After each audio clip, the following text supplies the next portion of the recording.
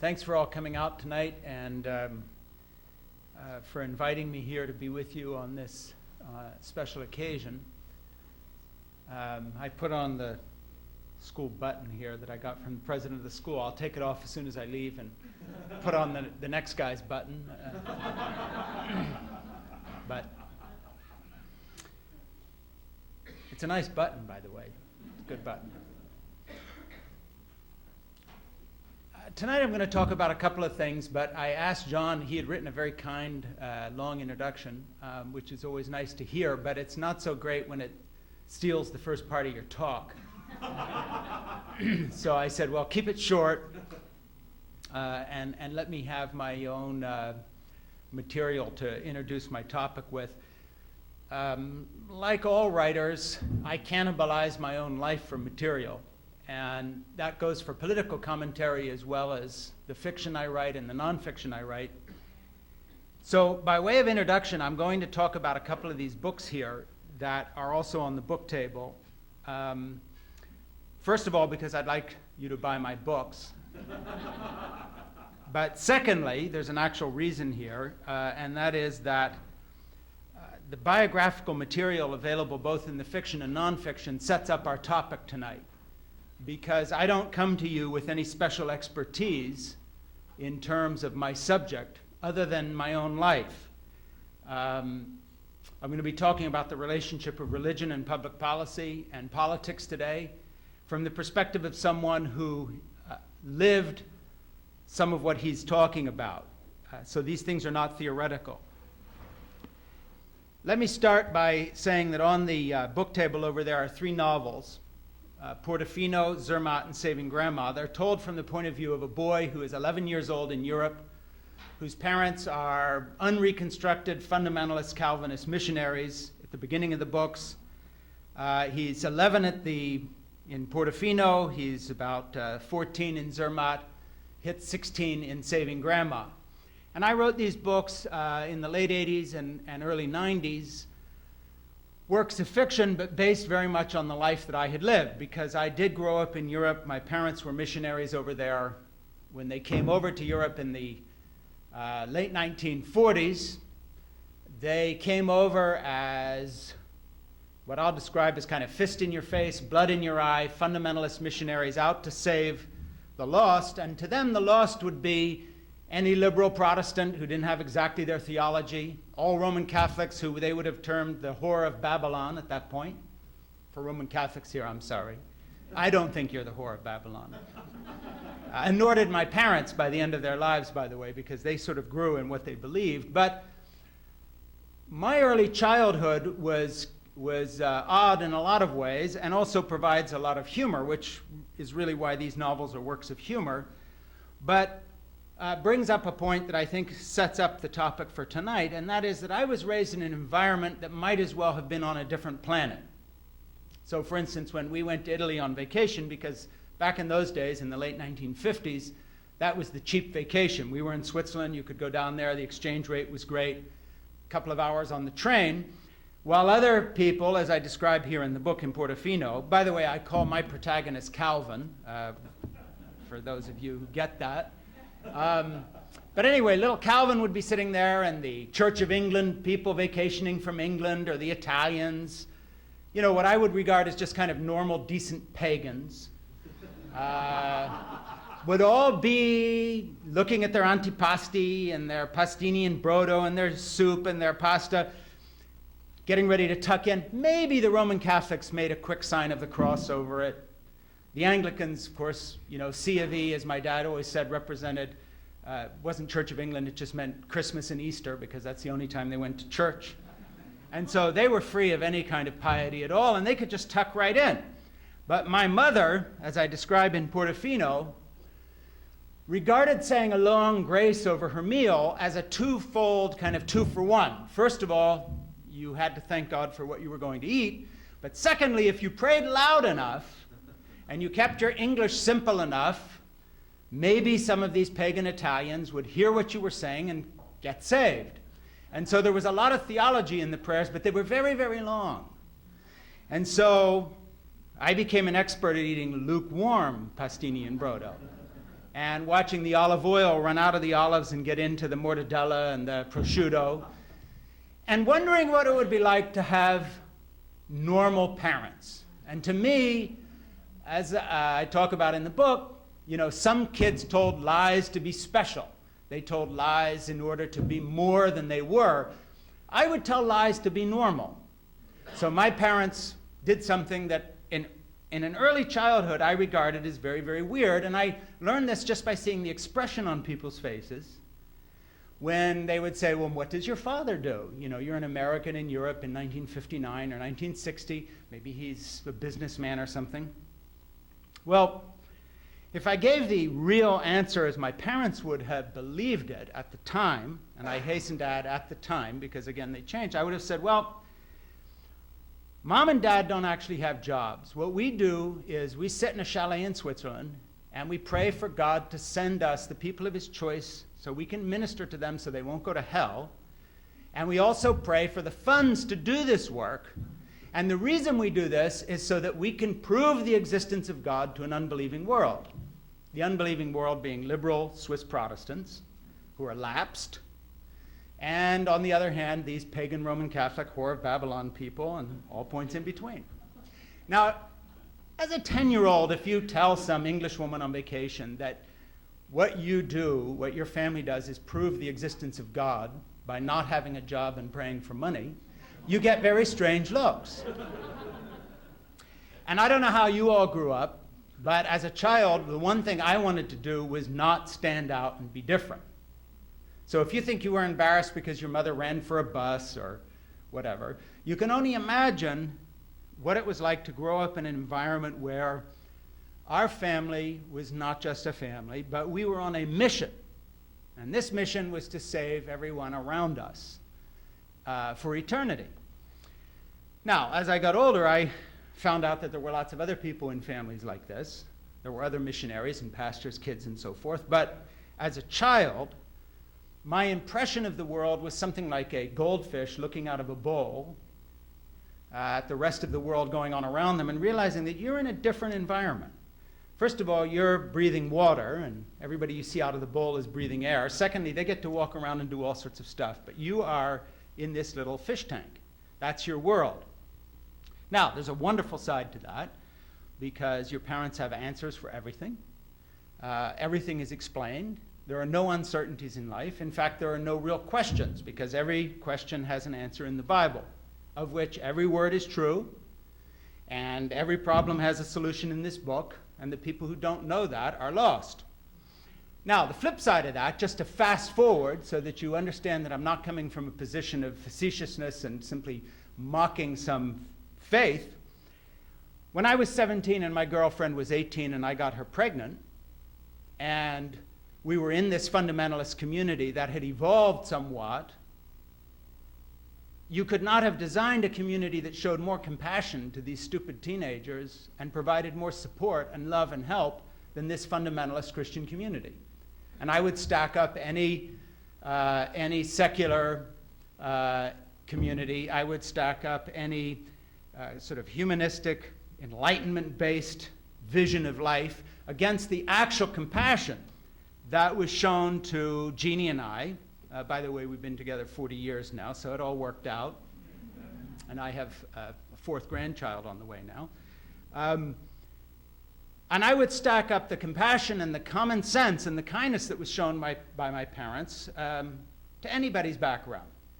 So when I look back on my fundamentalist background and my parents and how they took care of us and treated us, I do so with real mixed emotions. A tremendous fondness for some of the ethics and the compassion and the kindness that came out of these lives that were trying to imitate Jesus Christ, not a bad person to imitate.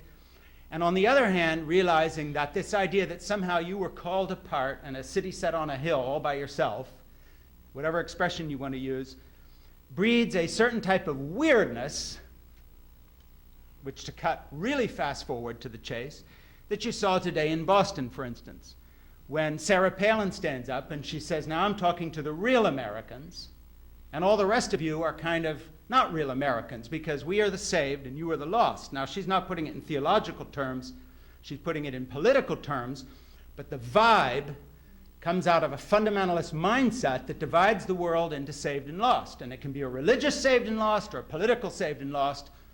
But the idea that we're just all in the same boat, struggling along together, nobody really knowing anything because we're a very new species. We've been here an eye blink. A couple seconds ago we were single-celled creatures, and now we're making big statements about cosmology and truth. Kind of like a bunch of monkeys handed a typewriter. Now they really do think they're Shakespeare. But anyway, that's us, stumbling our way along. When I look at what's happening and I kind of look at my background, I hear echoes of those fundamentalist certainties in the politics around me. So to talk just for another second about some of these books, to kind of talk about this journey a little bit and then get more to the point of my talk, and then we'll have some questions. Let me just put it this way. I wrote these novels, Portofino, Zermatt, and Saving Grandma. I'd been in the film business before that. I'd directed 4 features in Hollywood and made maybe 30 hours of documentaries. The features were things that maybe if you wait up very, very late on cable stations, you'll see once in a while. But frankly, I'm not going to tell you the names because I don't actually want you connecting them to me. They were not good. But I wrote a novel, Portofino, that had a little critical success and some commercial success and has given me the permission to do what Americans all do very well, and that is reinvent myself as a writer. And so that's what I've been doing since 1989. But these books, in a way that I've got here tonight, tell this story, and I'll give you the thumbnail because it gives me a way to hook my story to it and also, as I said, sell a book or two. But after the novels came out, writers cannibalized their own lives, and I've written about various things. For instance, when my son went into the Marine Corps and went off and fought in Afghanistan twice, and once in Iraq and once in the Horn of Africa, I started writing columns for the Washington Post about what it was like to have a son in the military when nobody I knew in my circle had any kids in the military, thanks to Nixon's all-volunteer service, where middle class and lower middle class volunteer, but sons of novelists don't. And so, I don't know anybody who's in the military. So they're living in a different universe. Once again, like being a fish in a fish tank. So while I'm not going out of my house in case the phone rings, because he only can use the landline to call me because the satellite phone won't work to my cell phone from Afghanistan, other people are going shopping, but not me. Because who knows, that could be the last call you get.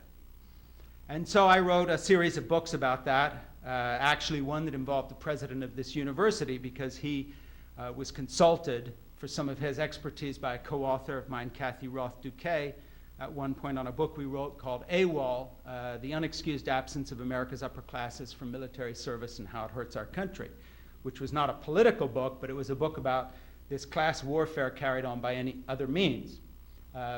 Recruiters are in the local mall where I live in Massachusetts, but they're not down on Harvard campus because they've just assumed that this kind of person will volunteer, not this kind of person. So my journey as a writer, expressing my life, these sort of odd turns, where I grew up, things I became interested in because my kids became interested in them, for instance, the Marine Corps, the writing I've done for newspapers and blogging on these subjects, the books that have come out have sort of followed a pattern. And that is really just taking what's happening with you, putting it into fiction or nonfiction, but expressing what's going on. Most recently, I wrote a memoir, and the title is self-explanatory, called Crazy for God, and here's the subtitle, How I Grew Up as One of the Elect, Helped Found the Religious Right, and Lived to Take All or Almost All of It Back. And then the book that followed that, also here tonight, which is my new book, Patience with God, Faith for People Who Don't Like Religion or Atheism. So the journey that I've taken kind of has 2 parts to it, and then I'll talk about the conclusions and the sort of things that I think I've learned or thought about on the way. The first is a childhood I didn't choose. Nobody chooses their childhood. The second was a distancing from that childhood and saying, I didn't choose this path, and I'm going to abandon some of the theology and the philosophy that went with it and find my own way. The third part is realizing you never can find your own way. You are who you are. So this wonderful idea about, I'll find my way and I'll decide what I believe. None of us decide anything, in my opinion. We are who we are. So for instance, I go to a Greek Orthodox church now. That's weird. It has nothing to do with how I was raised. It doesn't reflect what I believe when I'm in my moments of doubt and agnosticism. But yet I was raised feeling comfortable in church on Sunday. I like the ancient liturgies from the Byzantine Empire for whatever reason, quirky personal taste. So I go there. But I've quit trying to figure out, do I agree with all this doctrine? Just like I've quit trying to vote for people who I mistake for a new Messiah, thinking they'll solve all my problems. You sort of take what you can get. So I'm in a different sort of place. Now, the story I talk about in Crazy for God is one where my family life took a little turn that got truly bizarre and leads to tonight's topic. I keep saying leads to. You're thinking, gee, he hasn't even gotten to what he's... No, this is all part of it. Don't worry. That's just a device. It's a rhetorical device.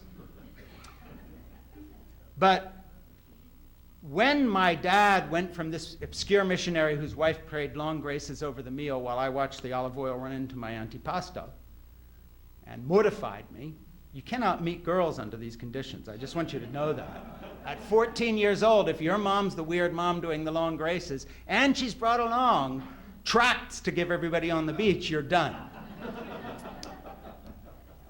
Which is probably why Jeannie and I, who met at 17 and 18, stuck together, because I knew this was my one shot. But anyway, be that as it may, what happened to our family was very odd, because my dad wrote some evangelical books, and like NASCAR, if you're into NASCAR, you know who all those drivers are who keep turning left, and they're heroes and so forth. If you're not into it, you don't know who any of these guys are. Well, if you come from an evangelical background in the 70s and 80s, my father's a household word to you. Francis Schaeffer's a big deal. If you're not from that environment, you never heard of the guy. That's fine. But in that environment, he became very, very famous after writing some books like The God Who Is There, Escape from Reason, and so forth, and so on, and so on. And not just famous with evangelicals, he was kind of a cool guy in the 60s. For instance, my first paying job was helping with the light show for the Led Zeppelin when they were in Montreux, Switzerland, doing a series there, and we traveled a little bit, and I worked for them, and I noticed Jimmy Page, the lead guitarist, was reading one of my dad's books because Eric Clapton had given it to him. So now that's cool. That's very cool. Now, if you said, here's a guy who's sort of like a Maharishi, but a Christian version, you know, rock stars are interested in his work, you wouldn't picture that a few years later, him and his nepotistic teenage sidekick son would be in Jerry Falwell's jet touring the United States with Dr. C. Everett Koop, who then became Ronald Reagan's Surgeon General, starting the evangelical pro-life movement. But that's exactly what happened to us. Because after Roe v. Wade, as I talk about in Crazy for God, and I tell the whole story here, if you're interested, we sort of inadvertently got into positions of leadership in that Dad and I made a series of films that talked about the pro-life issue from an evangelical point of view. We teamed up with Dr. C. Everett Koop. The next thing you knew, Dad was in the White House having lunch with Gerald Ford, and then Ronald Reagan. Actually, Gerald Ford's son, Mike, was babysitting my daughter, Jessica, when he found out his dad had become president. So we were tied very much into the big heavy hitters of the Republican Party.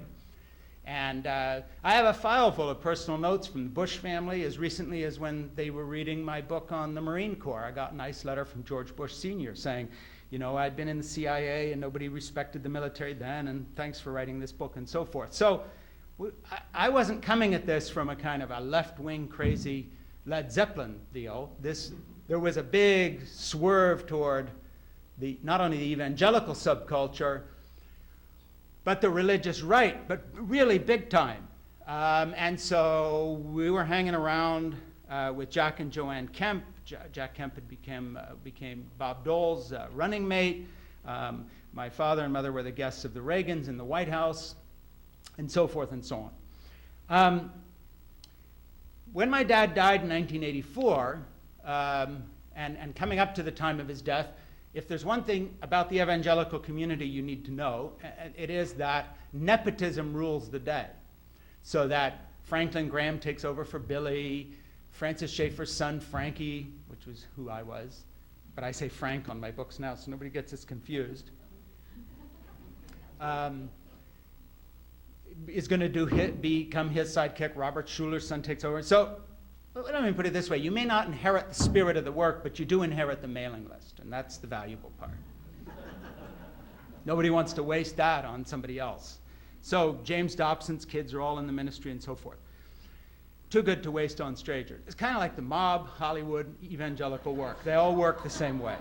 Sicilian drug pushers, evangelical Christians, and Hollywood actors all have sons and daughters who follow in their footsteps. The rest of it, other careers, you have to actually pay your dues and do something. I'm talking about myself. I had polio. I can make cripple jokes. I'm an evangelical former nepotistic sidekick. I can make former nepotistic sidekick jokes and get away with it. So the fact of the matter is, I woke up in my late 20s with my father very ill, me filling in for him, doing things like being the keynote speaker for the Southern Baptist Convention, 23,000 ministers. This is the early 80s, a sea of polyester blue. And so, that was it. That's what I was going to do. But when I had been a young man, I wanted to be a movie maker, and I had also wanted to be in the arts. And I got in, as I talk about in my books, both Crazy for God and Patience with God, to this netherworld through greed, because there's big money in them thar Jesus hills, if you know how to play your cards right. Sincere belief, having had an unwed pregnancy with my own girlfriend and this beautiful little girl called Jessica we were raising when we were teenagers, fetal tissue did not cut it with me. I knew what a baby was in the womb, and I was sincerely pro-life then when I brought it to that issue. The same thing with the nepotism. I believed in what my dad was doing at first, but then, as I talk about in Crazy for God, having started out fairly sincerely, I was very rapidly, along with our whole family, kind of seduced in exactly the way you see Sarah Palin being seduced now. They're saying in the media she's earned $12.5 million since quitting being governor of Alaska. You can't tell me that she's thinking the same thoughts she thought when she was nominated as the running mate. There's no way to stay the same person when you hit that kind of a thing. I wish I had earned $12 million. I would not be here tonight had I earned $12 million. But, well, no, I would. John, I'd come. I like to think that. What I'm trying to say is these things change you. And so then you're sitting down with Jack Kemp and you're saying, and James Dobson, for instance, who gave away 150,000 copies of a book I'd written called A Time for Anger. Not so much a book, but just sort of a screed that he had liked at the beginning of his ministry. And you're sitting down and you're strategizing, and you're saying things like, well, what should we make our next issue? And it wasn't quite this crude, but it gets there. Well, evangelicals are really bothered by gay people. Let's pick on them. That's good for fundraising, and it'll keep up the numbers. At the next election, we'll keep everybody angry. So let's keep them angry now. And of course, today I hear echoes of that. So, what do we say about Barack Obama? Well, let's keep them all really pissed off. He wasn't born in America, and he's the Antichrist, and they're going to be death panels. Well, actually, the death panel language Dr. Koop and I introduced talking about abortion, saying that legal abortion would lead to death panels. Because once you open this gate, slippery slope, the loss of human dignity, America was like Nazi Germany. We started all that. And I hear echoes in the present debate of the language that we put into play in the early stages of the pro-life movement. But as I talk about in Crazy for God and then in this new book, Patience with God, at a certain point I just got tired of it. Some of it, to be honest, was just aesthetic snobbery. I got sick of being with people who I would kill myself before I'd want to be on a desert island with. I mean, can you imagine being stranded somewhere with Jerry Falwell? He wouldn't even bring wine. At least Christopher Hitchens would bring a case of wine. Something decent, you could at least have a drink together. These were awful people. So if you said to someone, I just saw this great movie, whatever it was, I love Blade Runner. Well, Blade Runner was a little later, but, whatever film it would be, they would look at you and say, well, don't let my teenagers hear you say that, because I'm telling them they can't go to any movies. And so, right away you realize, as I told my wife in about 1985, just before I jumped ship, I said, you realize that if we win, the first person they're going to put against the wall and shoot is me. Because you have to be absolutely pure. And, I like movies and I drink wine, and at the time I was smoking cigars, which I quit doing, but I don't fit in with this community, and my friends are gay because I work in the movie business, and I can't actually be myself here because, You got to hide in plain view and pretend this whole thing. And the strange thing is, I found a lot of other people in evangelical leadership positions who were either much smarter than the people who they were bamboozling and or who were deliberately hiding some part of their own personality. And of course, these things break out in these big scandals that become very famous, and people are kicked out because they're having these affairs or gay relationships or whatever it may be. But the fact of the matter is, you know, when you get into a position of evangelical leadership, even if it's just as an epitistic sidekick, you sort of live this double life.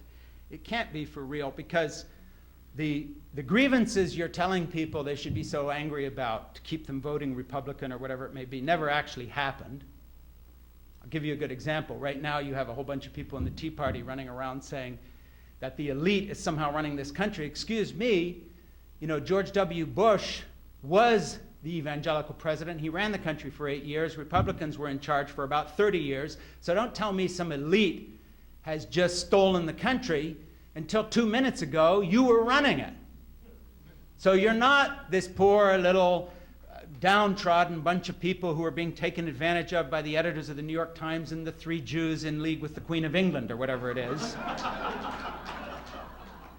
This is, you know, this is a democracy. You had your shot. So this victimization that people like the Hatari militia carried to the extreme, or you know, whatever, these guys in Ohio now who want to start a militia to stand against the federal government. The federal government's my son. He's a Marine. The guys the Hutaris were going to kill were local cops at a traffic stop, so they could then kill more policemen at a funeral because the big bad they are taking over our country, so this is how we'll stand against them. Well, I had been along for the pro-life ride, but I wasn't along to actually go into a lunatic asylum for the rest of my life.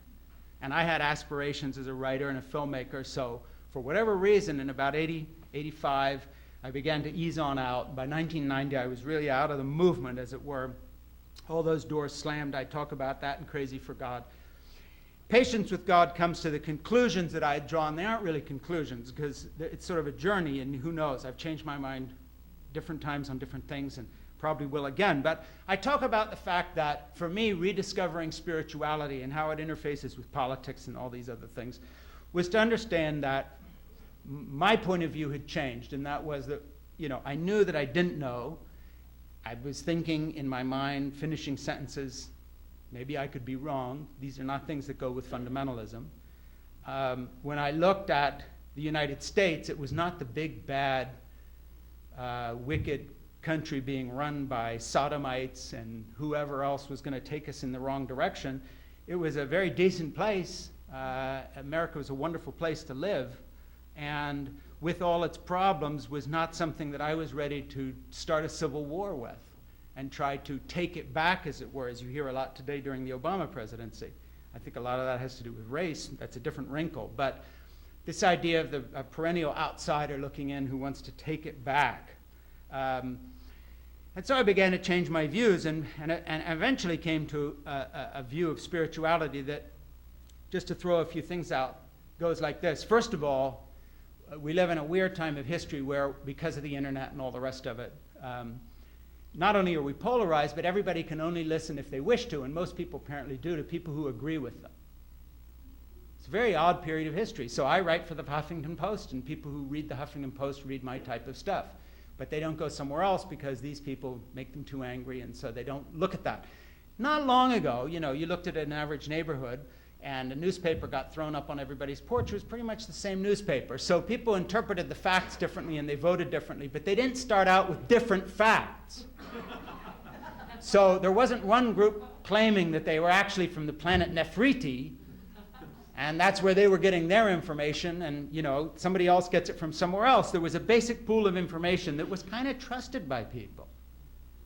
Now we're at a position where my mom, if you want to put it that way, saying grace and singling me out, as it were, to be the weird kid of these American missionaries. There's a whole subculture in this country that has essentially created a nation within a nation, whether it's the homeschooling or the Christian school movement, or various churches where people can grow up in hermetically sealed bubbles. Everybody else is the enemy. And not only do they not want to know what those other people think, They no longer believe in facts on the basis of, here's some information, I can analyze it, this is the budget, this is how it works. In the same way that they take theology on faith, and this is where I think the interface gets deadly, by the way, they are now taking their political facts on faith. So who cares what's in the actual health bill? I say it'll be death panels. Who cares what the actual budget is? I say it'll be this. And, you know, this isn't only a matter of the right. It cuts left, too, and I'll just give you an example. I'm no expert on this, but the left's consistent stand against nuclear energy is insane. And you have on faith, this will somehow be bad for our country. Well, no one's died, unlike the coal mines that we just saw last week, another 20-some people killed.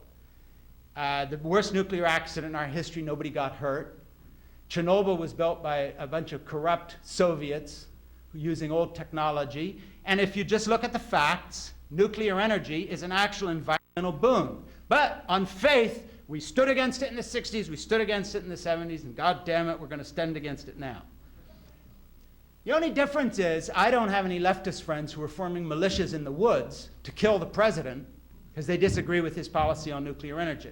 Unfortunately, when I went to the website of the Hutari the other day to write a column for the Huffington Post, half the links on that website were to old friends of mine. Literally. People like Jack Van Impe, who I was on his show maybe half a dozen times, saying, you know, Jesus will come back tomorrow, sign of the apocalypse, you can bet. Go there tonight if you want. I don't advise this, but if you feel like it.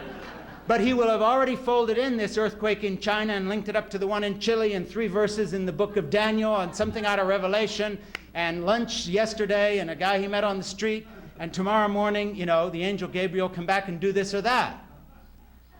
The problem is, of course, you know, these Hutari militia guys took it to the next step, and they're out in the woods with M16s training to kill my son, because he's part of this big, wicked federal government that's on the side of the Antichrist, because we got to have a black in the White House.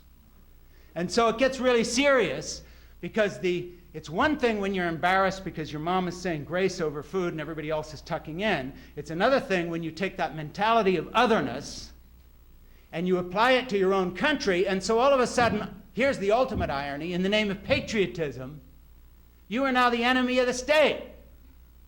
And of course, for me personally and my family, I have a history of this, because my dad, toward the end of his life, wrote a book called A Christian Manifesto that actually called for the overthrow of the US government on the basis of them being an illegitimate force because of abortion.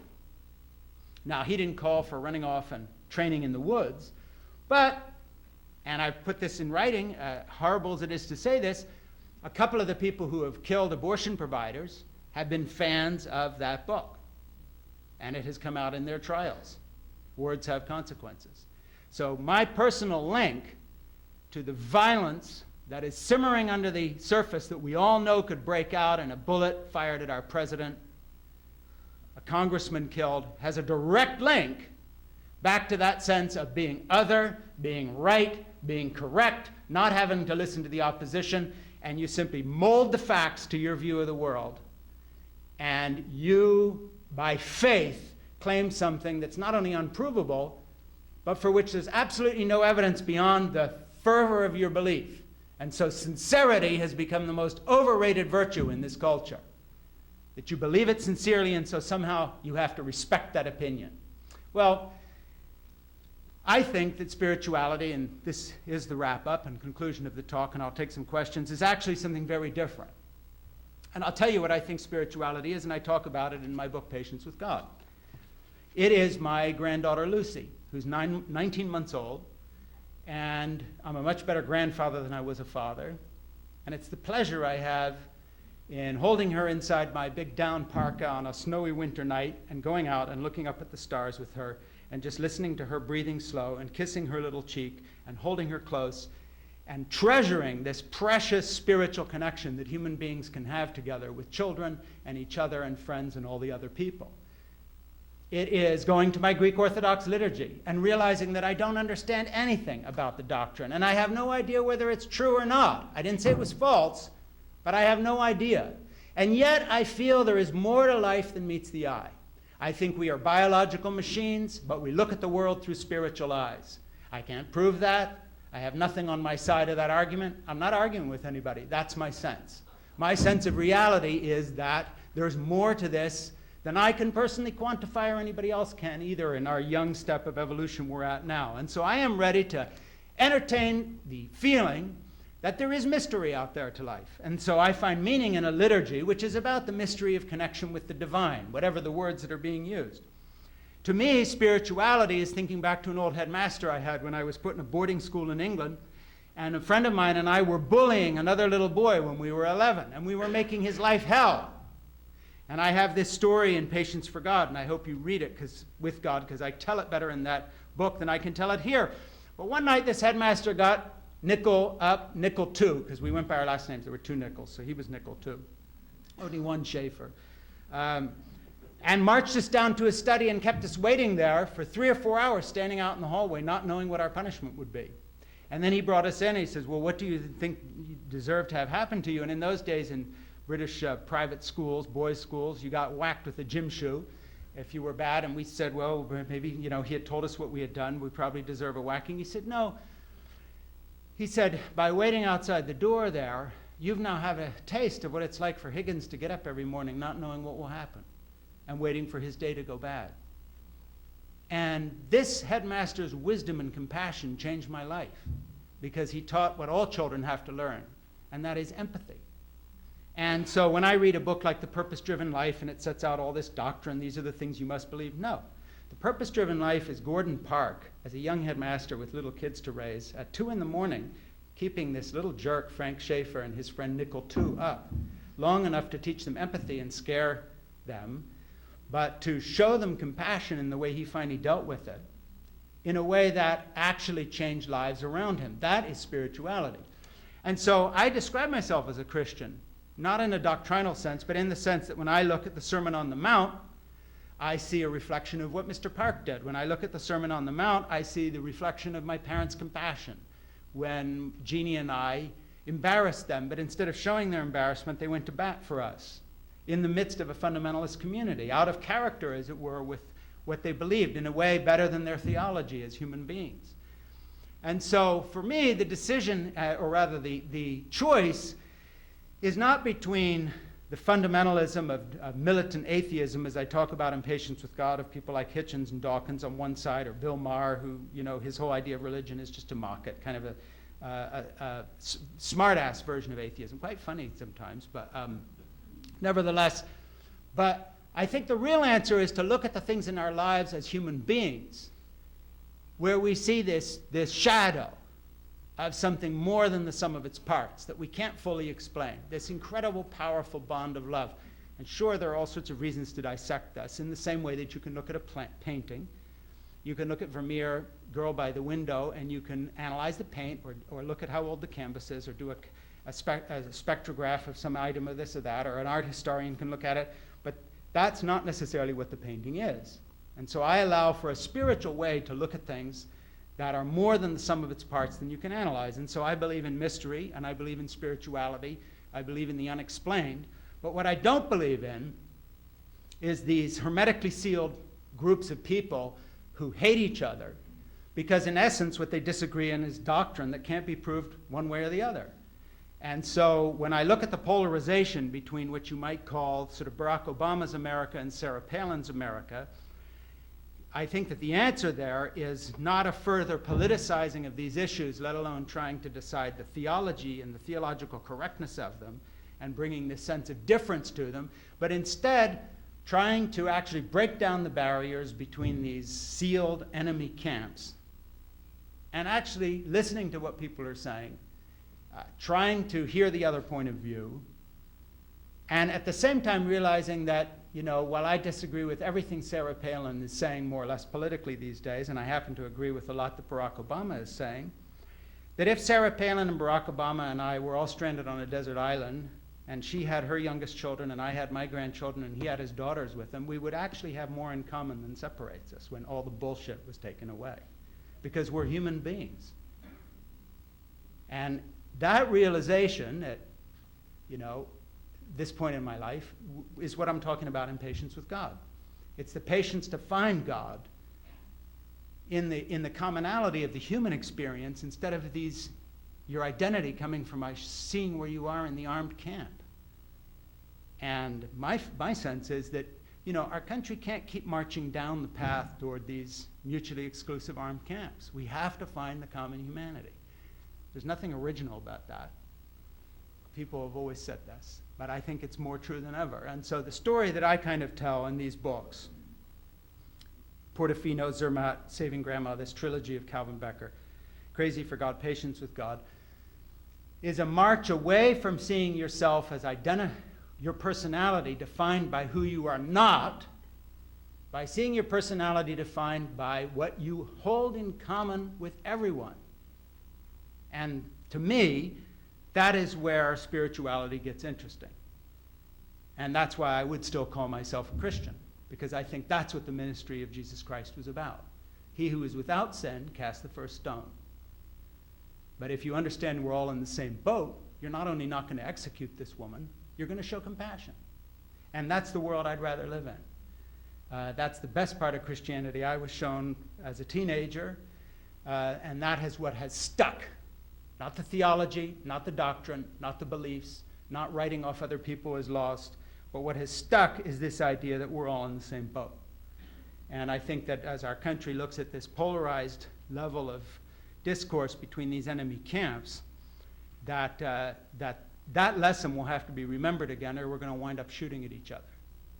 And it's not that far off.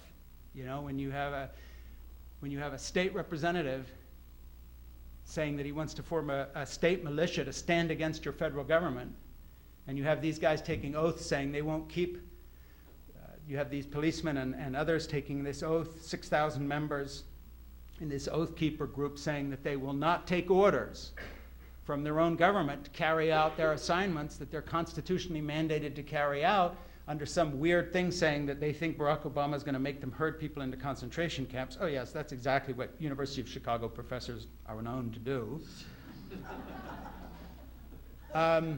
Someone's got to just stand up and say, enough of this. Enough of this. We're human beings. And there are things more important than religion and politics. It's my granddaughter Lucy, and it's whoever your Lucy is. That's who's important. And that's where you see God. That's where we see mercy. And that's where we learn what it's really about. So my granddaughter is where I find meaning, and I think it points to a greater meaning. But that's faith. I can't prove that. But where I don't find meaning is in the polarization of American politics today that is going to destroy, as it were, the ability to enjoy all the little Lucys in this world, because you can't tear the fabric of a culture apart again and again and again, and then expect everything in the morning to be fine. So the people we demonize are fathers and mothers and aunts and uncles and lovers and friends, and they're people like us. And it has to stop at some point, and that's what Patience with God is about. So thank you very much, and I'll take some questions if you have any.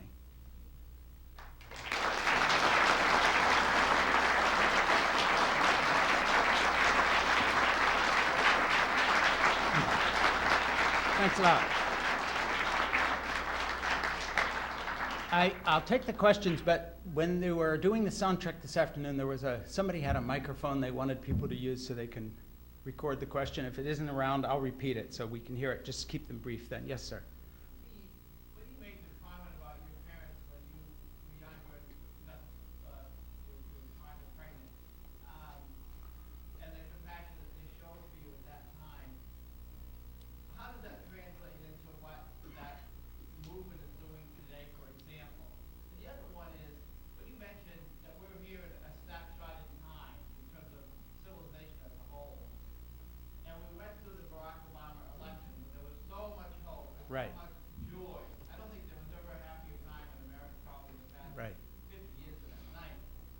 And all of a sudden, this dramatic shift in the attitude of the country, and it's, as much as it is, I really do appreciate what Sure. you're trying to say. It's very distressing. But what, in your view, and you mentioned that it's about, it could be about race, this deep-seated racism Sure. in the country that is still there for people to think that overnight, because we're Yeah. Obama was going to work. I just wonder what your thoughts are about why did that all change so dramatically? Sure. Where is that compassion that religious Yeah. family felt for you then? What happened to it? Well, could you all hear the question, or do I need to repeat it? Okay, I can repeat. The question was, what happened to the compassion I felt in my fundamentalist home in the light of how the mood changed in America since Barack Obama's election and the present cynicism and anger? You know, I don't know if I can answer the first part of the question, but I have my ideas about what's happened with Barack Obama. And as someone who started blogging in support of him at the very beginning of his presidential race during the primaries, I've kind of followed the story anyway, so at least I know that part of it. But, you know, my feeling is this. First of all, this country has the patience and attention span of an inebriated jellyfish. So we are now paying the price for all our little texting and our little video games and our television and our cable news and all the rest of it. You know, not only are we not all getting our news from the New York Times, and I'm not talking about the bias, but the length of the story. You know, we read a headline, we read a paragraph, we go to Newsweek magazine that used to be a news magazine. Now their full news stories are about the length that the highlighted paragraph used to be in the midst of a whole story, but that's the story. That's one thing. So this country changing on a dime, fickle doesn't even come close. So that's just where we're at. That's the lay of the land. And how that's resolved, I have no idea. I mean, hopefully people at some point get sick of being so stupid and they do other things. But I think there's something else going on, and that is because of that, the impatience level, both from the left and the right with Obama, was massive. And that doesn't even get into the whole racism issue. But, you know, for instance, the Huffington Post that I write for have all sorts of people who have been attacking Obama because he wasn't doing this or that fast enough. And I was looking at it saying, well, look, you know, he was handed, when he sat down at his desk the first morning, he had more on his desk than any president except maybe Washington, Franklin Roosevelt, and Abraham Lincoln. I don't think there's anybody who's taken over at a more fraught moment. And so the fact that we're still here after a year is a testimony to massive genius, strategy, leadership, and character on the part of our president, I think. And I think he's succeeding. So I think all the gloom and doom is vastly premature. I think we're going to pull out of this. Wild card of assassination aside, which we can pray and hope doesn't happen, I think he's going to go down as one of our great presidents. If nothing else, just because of what he was handed and how he dealt with it, let alone any further initiatives. So I think the whole thing, I think the critique of Obama and the loss of faith from the left is one of the stupidest things I've ever seen in my lifetime. This guy hadn't even gotten started yet, and everybody was writing him off because it wasn't quick enough from the left. And of course, the rabid right, you know, that's a whole different issue.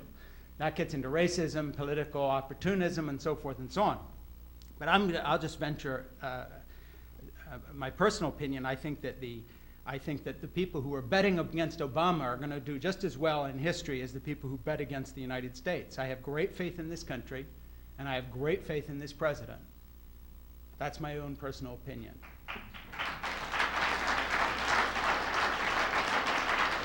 And as far as yeah, I'll come.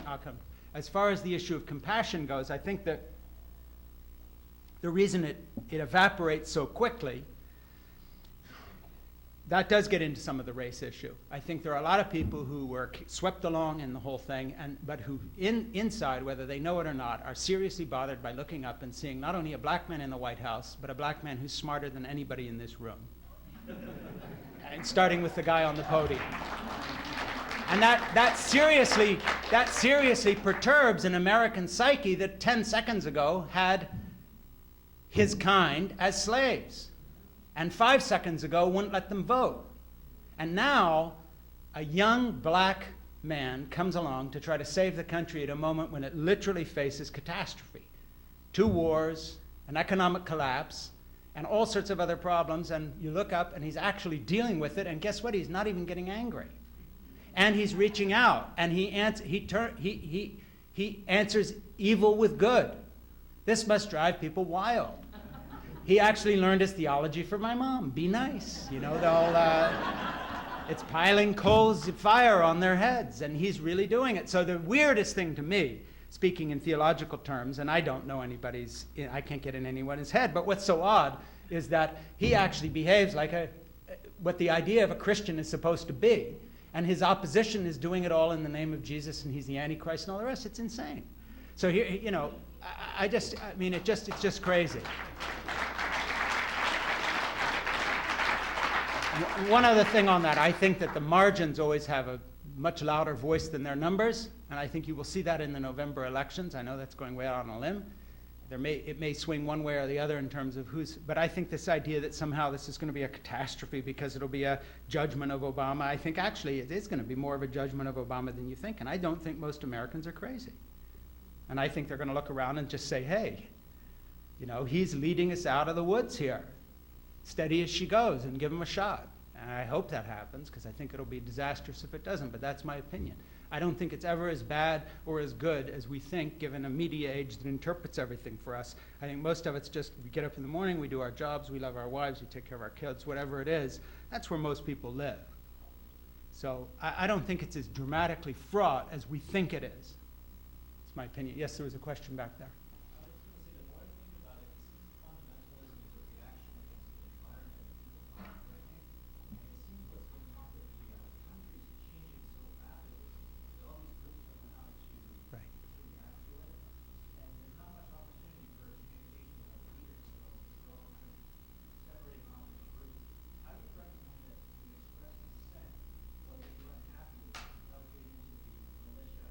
Right. Yeah, I mean, we used the question's a very good one. It's how you know, opinions on how to express dissent without leading into the kind of crazy fringe and militia, because we don't really have access to our leaders. Part of that is just a function. You know, we're a country of over 300 million now. This is big, and not just geographically big. So we're running into sort of Roman Empire type problems. It's a question of size and governance. So part of that is just that. But you know, again, I may sound like Pollyanna, but I have faith in the American system. And so I think dissent is expressed the way it was always expressed, and that is through political parties and voting. But I think the problem is, since we have the attention span, as I said, of an inebriated jellyfish, nothing moves fast enough for anybody. That's what the left and right has in common. So from my point of view, we'll be able to know what Barack Obama did in maybe 10, 15 years. And I see political change coming at that rate. I'll give you a personal example, which might surprise people who think I'm sort of on one side or another. You know, I think abortion ought to be legal, but I haven't changed my mind on the fact that I think abortion is sad. It's a tragedy. It's a thing that I would hope no one that I could influence by personal compassion and help would do, whether it's a daughter or a granddaughter or anybody else. I would do what I could to help them. So how do I see changing the climate where abortion is accepted by some people as almost a form of casual contraception, all the way to other people who regard it as a tragedy and a terrible situation? I see it being done exactly the way my parents treated my wife and I. You extend individual compassion to human beings who you are in contact with, or who through various organizations you can help, but this isn't a matter that can be legislated. And the law can't turn it back any more than it could change prohibition. This is something older than the United States, bigger in terms of where it comes from in people's you know, minds and situations, and can be dealt with one way or the other by simple court action or legislation and so forth. And so I haven't changed my opinion on the fact that I choose life at every given opportunity in this life, when not just human life, just life. But on the other hand, I don't see getting frustrated with my political leaders because they can't solve this in one election cycle, for instance, whatever position I took. And so I really do think, you know, we have to start thinking more like books, less like the internet, if you want to put it that way. I mean, doesn't really make sense, but you get the idea of what I'm trying to say. Because the human history doesn't work this way. You know, the British Empire, the Roman Empire, the American Empire, the problems we're working out, the situation we find ourselves in with being the policemen of the world, whatever you think about our wars, we're where we're at. We chose some of this just happened to us. You know, Barack Obama, Sarah Palin, John McCain, wouldn't really matter who you voted for. None of them can actually turn this ship, you know, with a quick flip of the wheel that keeps everybody happy in an entertainment culture that expects instant results.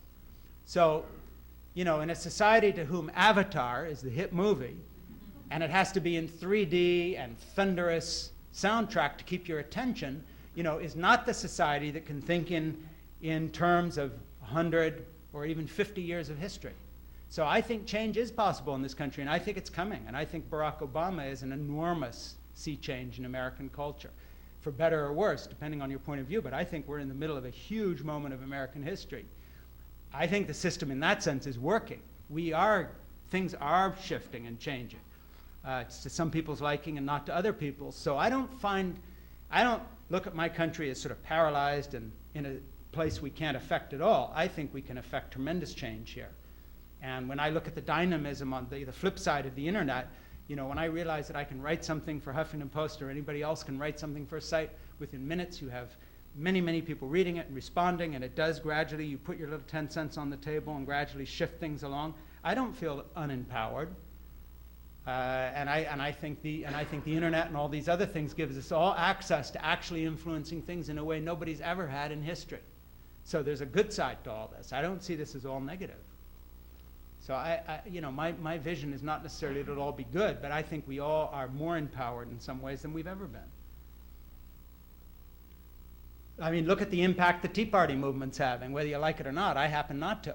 But they're having a tremendous impact on the way the whole national debate is going. I don't like what they're doing, but they're certainly not disempowered. Another question. Yes, sir. Comment on why you think the United States is peculiar in being the only former European colony that so fervent about religion. Other countries are kind of reasonable. Right. Well, they seem reasonable until you go there, but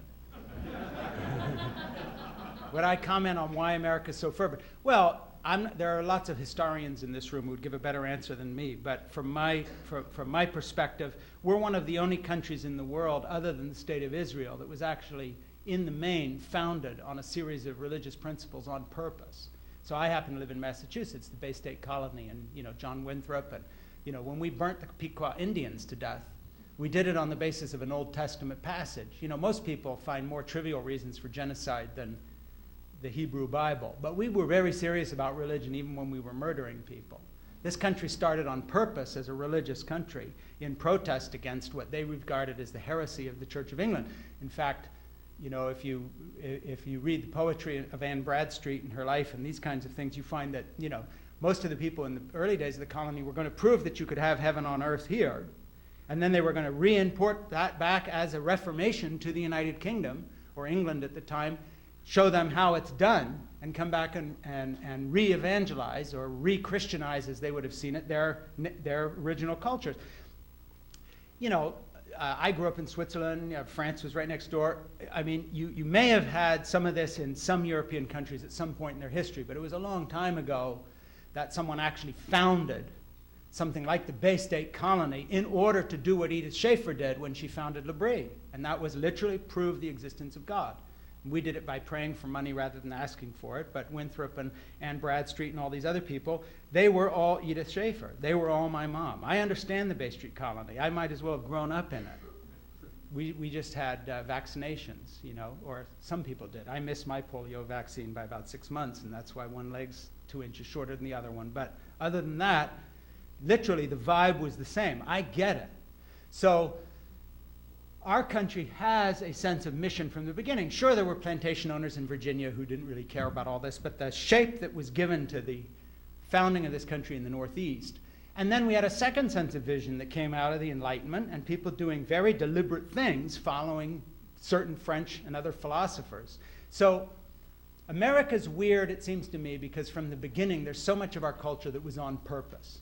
Whereas most people are just looking back, and other than things like the Magna Carta in the United Kingdom, things just sort of happen to people.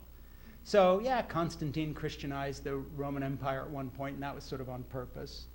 But we didn't stumble into this. We've been doing this on purpose for a long time, just like Edith Schaeffer prayed her graces on purpose. And for even people who don't know anything about this, that vibe continues. And I think where you can see it is in our political discourse. It all looks more like a church split. It's not, I disagree with you on policy. It is, you are going to hell. You are lost. The guy you voted for is the Antichrist. The French don't talk that way. They just say, my guy has 2 mistresses and your guy only has 1. So we are different. But we didn't, it's not like we stumbled into this. I think the big surprise for secular people who analyze this is that the age of reason and secularism has never dawned.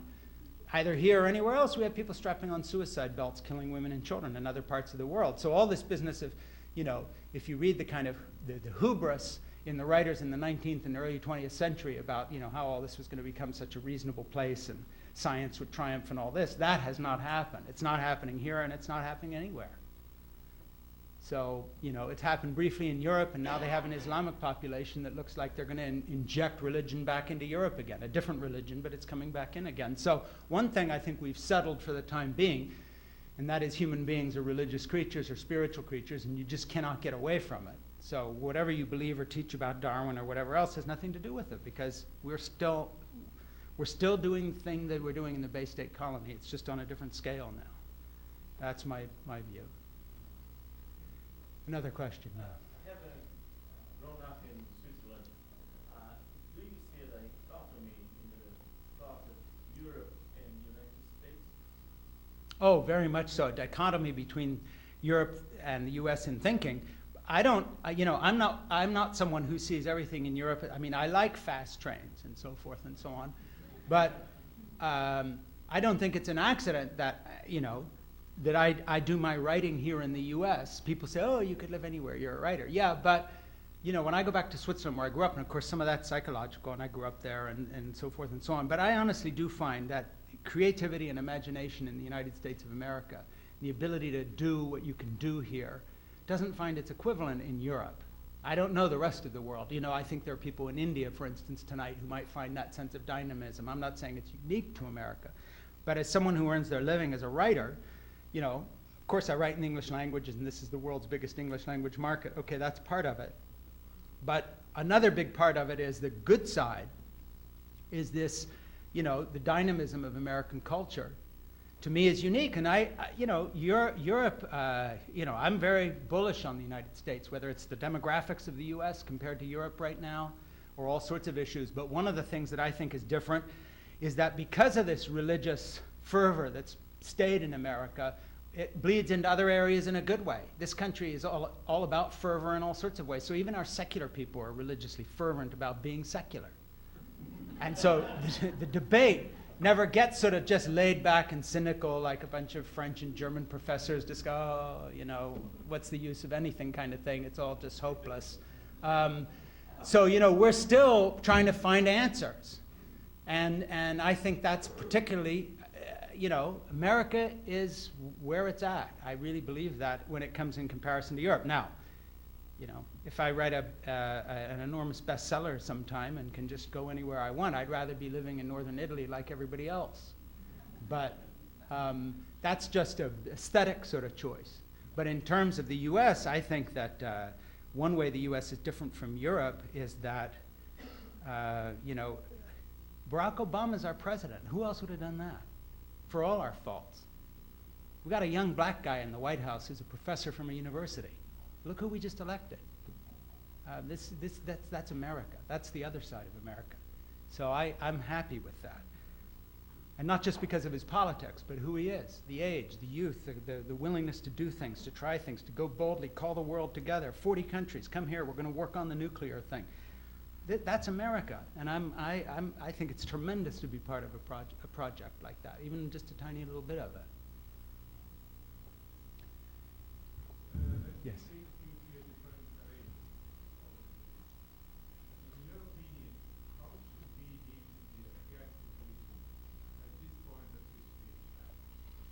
Well, first of all, I have a personal connection there since my son fought there twice. I don't have any answer to how to deal with the Afghan situation. I can tell you what my son told me.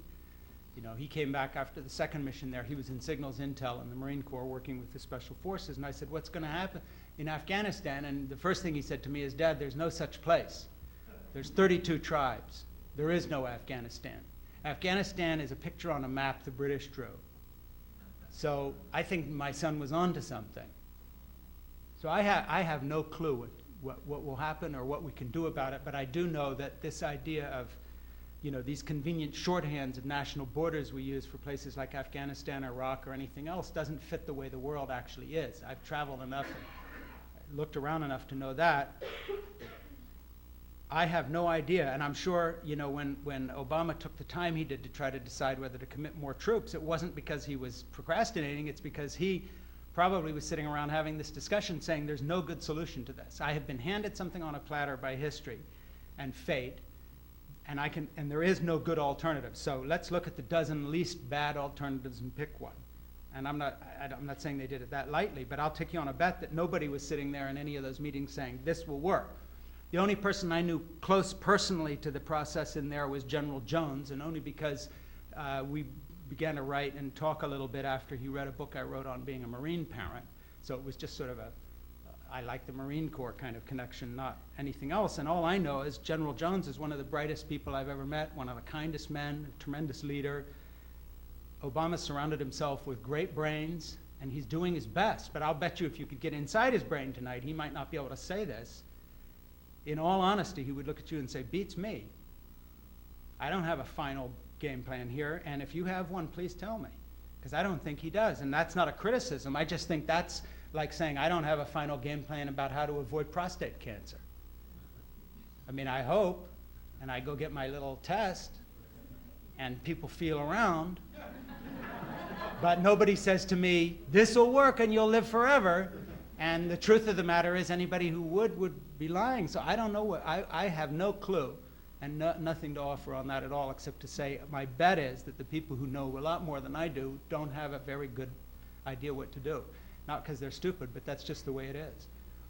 So I think a good argument can be made for all sorts of alternatives. But I don't think a final argument can. Yeah. Last December, I wanted to start a Bible study in my apartment, and I found out that it's illegal.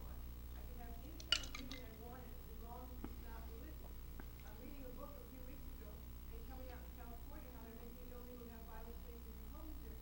My pastor's gone and still illegal people to park in front of his house. Is this nationwide? Well, I have no idea what the zoning laws are up here, but I also know that there are all sorts of myths out there about what's legal and illegal, and I think people feel picked on for particular activities they want to do.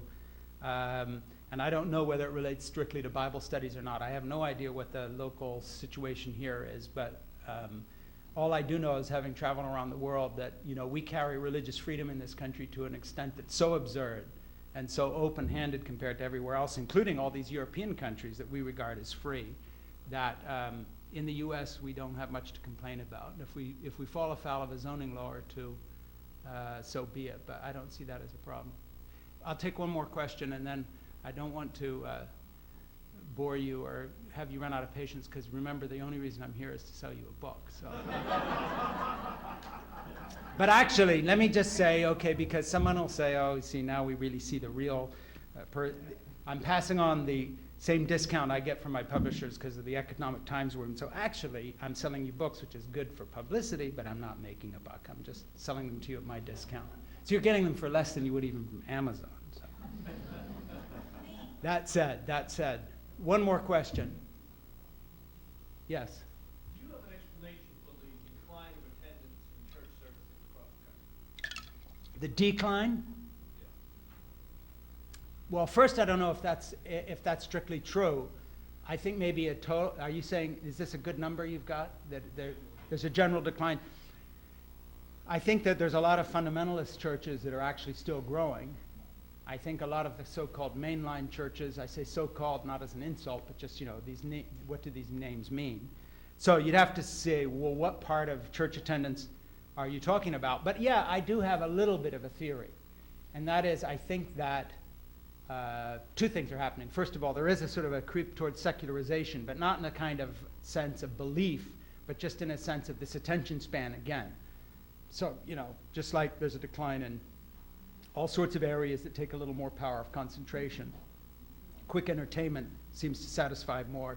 But then I do think that people like me and my dad and Jerry Falwell and Dr. Koop basically shot religion in the foot. And we're paying a price that has yet to be completely seen, and that is, who wants to be part of something that looks this stupid and is this shrill all the time and this, angry and this mean-spirited? And so I think that's bleeding into it. So I think you do have secularization, sort of what you might call the European phenomena, in a tiny way. happening in the U.S. So, you have a sort of an interpretation of Darwin or whoever it may be that makes some people who are literalists lose faith because they kind of believe things that didn't necessarily challenge their faith, but they think it does.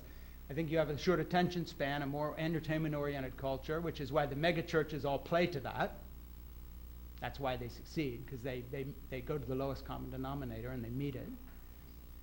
But then I think you also have, this is part of the reverberation rolling forward from the chaos the religious right has created with its culture wars. So, when Sarah Palin in Boston today, as I was watching on MSNBC before I come over here, stands up and says, well, you can have your changey whatever, but we're going to hold on to our Constitution, our guns, and God. No, and religion. Our Constitution, our guns, and religion. There's a lot of Americans who say, I'm not sure that what I believe in is our guns and religion. And this doesn't quite have the ring of religion anymore. It sort of sounds like something else. So I think there's a big turnoff going on too. And, I gave a chapel service down at Gordon College recently in Wenham, Massachusetts. It's an evangelical school. I was very surprised they invited me. Most evangelical schools don't. I think the person who did may be in some trouble at this point. And which means, by the way, John, I apologize up front for the end of your career in this school for inviting, come stay in our guest room. But what I'm trying to say is that when I talk to students down there, about 30% of them voted for Barack Obama. I gave not exactly this talk, but I was talking about patience with God and different conclusions I'd drawn, and a lot of the younger people were interested. And so I think that, when they're told they have to go every Sunday to a church and sort of listen to the Sarah Palin version of things, there's a lot of people who are just drifting away and saying, this is a really bad choice.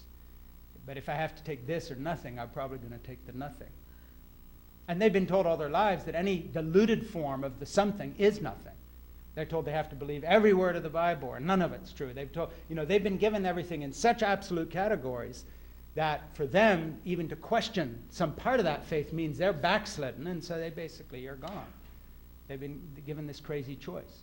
So I think the impact, the slow motion impact, talking about history taking a while to work out, of the negativity of the religious right combined with absolutism of fundamentalism that says if you're not 100% with us, then you are against us. Saved or lost, the basic Protestant proposition. Salvation is a born-again experience, you're in or you're out. Yeah, that's never what the historic church said, whatever you think of Christianity. It was always looked at as a journey, and it was incremental. You could fall off the path, get on the path. It was not a black and white category. This is a Protestant construct. So I think having been given religion in that form, there's a lot of people who have a lot of doubts because of the politics and the rest of it, who have just made the choice, well, if it's everything or nothing, then it'll be nothing. And of course, Patience with God, the book I wrote here, that's why the subtitle is what it is. Faith for people who don't like religion or atheism. And I'm trying to say, well, there are another set of choices here. Anyway, thanks very much, and that's it.